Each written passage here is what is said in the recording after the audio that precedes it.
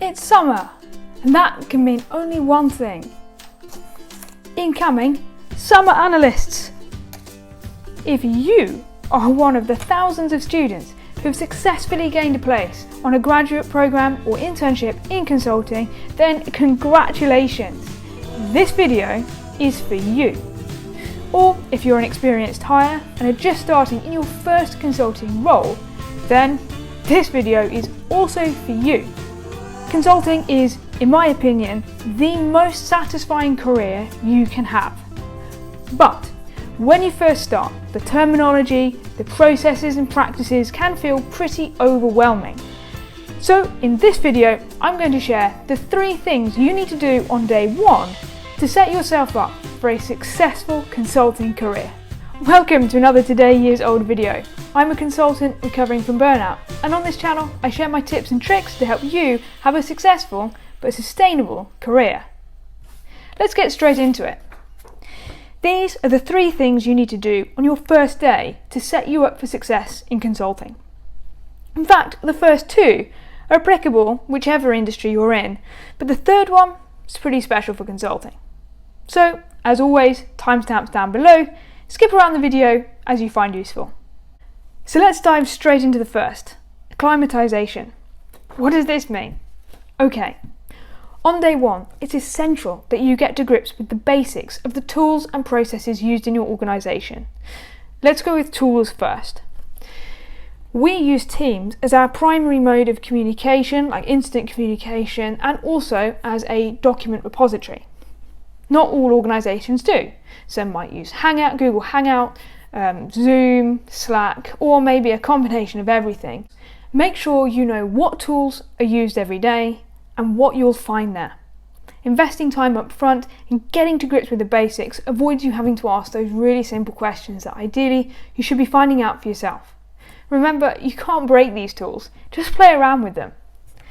And speaking of tools, the essential for every analyst and frankly consultant at every level is Microsoft Excel and PowerPoint.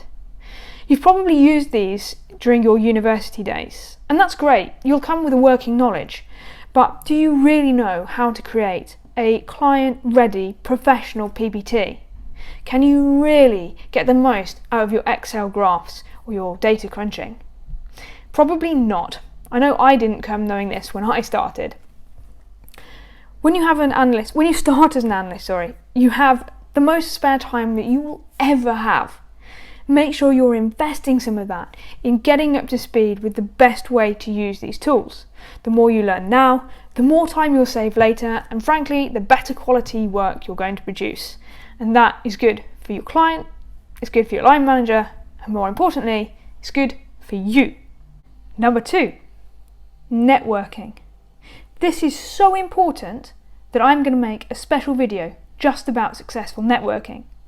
But in the meantime, know this, your network is your net worth. And nowhere is that truer than in consulting. Like it or not, the success or not of your consulting career is directly proportional to the quality of relationships you have. And that is the true meaning of your network. Lots of people think that it's about meeting loads of people.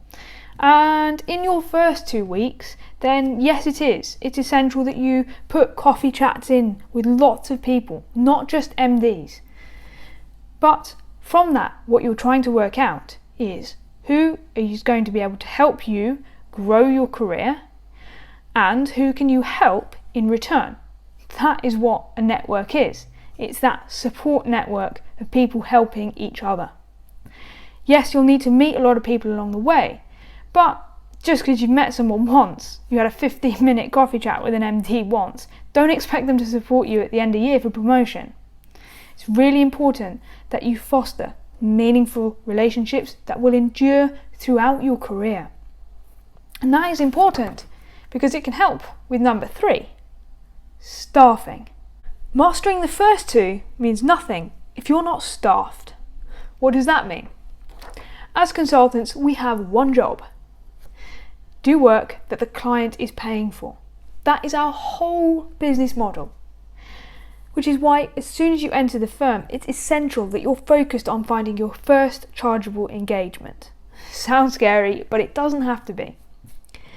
We have a team of people dedicated to helping you find your first project and every project thereafter. They're called schedulers, but you might know them in a different firm by a different name. In terms of your first project, it doesn't have to be your dream role. To be honest, you should just take the first one that comes along. Even if it's not the perfect fit, you will have grown your network. And in doing that, and proving that you can do good quality work, they will then help you into a role that maybe is a bit more suited to where you want to go in the longer term. But every consultant's number one priority is getting staffed. So there you have it. My 3 things you need to do to set yourself up for success in consulting. It might sound overwhelming, but it really doesn't need to be. Regardless of which firm you work for, there will be people throughout the organisation ready and willing to help you navigate.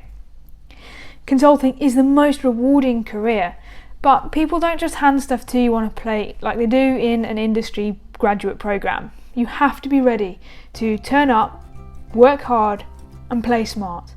And if you do, the world's your oyster. I hope you've enjoyed this video and that the advice has been useful. If it has, please give it a like. If you think I've missed something, drop a comment down below. And of course, don't forget to subscribe and hit that notification bell for more great content like this. Thank you so much for watching, and I'll see you on the next video.